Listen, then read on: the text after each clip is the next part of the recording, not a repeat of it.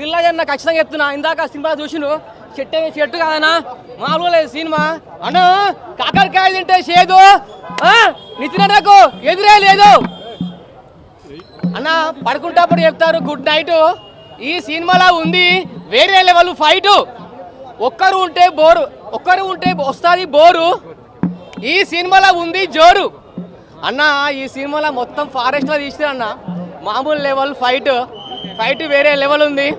అసలు ఎవరైనా ఈ రివ్యూ బాగాలేదు సినిమా అని చెప్తే మాత్రం నేను ఊరుకోనన్నా. సినిమా వేరే లెవెల్, ఎక్సలెంట్.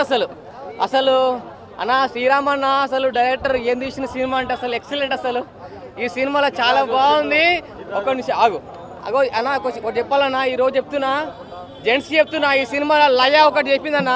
ఫస్ట్ ఒకరిని లవ్ చేసిన తర్వాత వాళ్ళ ఇంట్లో వాళ్ళ నాన్న ఒప్పుకోకపోతే వేరే అబ్బాయికి ఇచ్చి పెళ్లి చేసినాక ఆమె ఏమన్నా తెలుసా, ఈ జన్మకి నాకు నా మొగుడే ఇంకో వస్తుంది ఆగన్న.